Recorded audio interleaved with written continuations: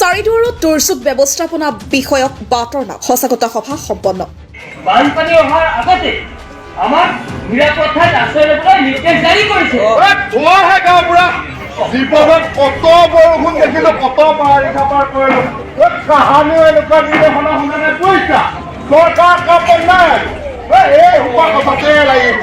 শোণিতপুৰৰ চাৰিদুৱাৰৰ নেফিল উচ্চতৰ মাধ্যমিক বিদ্যালয়ত আজি শোণিতপুৰ জিলা দুৰ্যোগ ব্যৱস্থাপনা প্ৰাধিকৰণৰ উদ্যোগত আৰু এডোপৰ ছ'চাইটিৰ সৌজন্যত সুৰক্ষিত অসমৰ বাবে বাতৰনাট শীৰ্ষক দুৰ্যোগ ব্যৱস্থাপনা বিষয়ক এক সজাগতামূলক অনুষ্ঠান অনুষ্ঠিত কৰা হয়।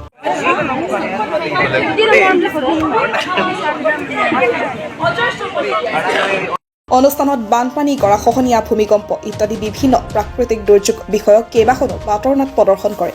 ইতিমধ্যে সকলোৱে চাগে গম পায় যে আমি district disaster management authority Sonitpur আৰু লগতে এডুপুৰ ছ'চাইটিৰ সহযোগত আমি 50খন বাতৰনাট কৰিছোঁ।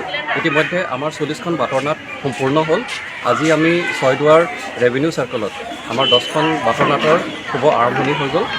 কালি আৰু আজি মিলাই পেলাই 9খন বাতৰনাট হ'ব আৰু তাৰ পিছতে আমাৰ 50খন বাতৰনাট সম্পূৰ্ণ হ'ব।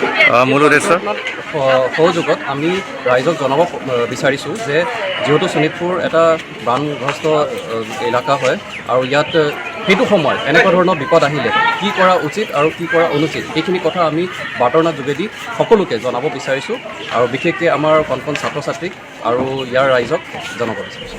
অনুষ্ঠানটোত চাৰিদুৱাৰ ৰাজহ চক্ৰ বিষয়া ডাক্তৰ হিৰত কমল হাজৰিকা, চাৰিদুৱাৰ ৰাজহ চক্ৰ বিষয়া কাৰ্যালয় দুৰ্যোগ ব্যৱস্থাপনা বিভাগৰ ক্ষেত্ৰ বিষয়া অভিলাষা মহন্ত, নেভিল উচ্চতৰ মাধ্যমিক বিদ্যালয়ৰ অধ্যক্ষ ৰাজেশ দাস, সমাজকৰ্মী অৰুণ ভূঞা, যুৱ সমাজকৰ্মী ৰাজনীশ শইকীয়া, এডুপুৰ ছ'চাইটিৰ অমিত ৰাজকোঁৱৰ, দীপাংকৰ ভূঞা, ৰাহুল গগৈ, বাতৰনাটৰ শিল্পীক্ৰমে সুজিত জ্যোতি শইকীয়া, পিকি আহমেদ, কাব্যৰঞ্জন বৰদলৈ, পাহি দত্ত, ৰুবুমণি কলিতা, উপাসনা কলিতা, আকাশ নায়ক, বিতুপন কোচৰ লগতে বিদ্যালয়খনৰ শিক্ষক শিক্ষয়িত্ৰী, ছাত্ৰ ছাত্ৰী, গাঁওবুঢ়া, ৰাইজৰ প্ৰতিনিধি উপস্থিত থাকে। আমি খেলা কৰো নে কি কোৱা?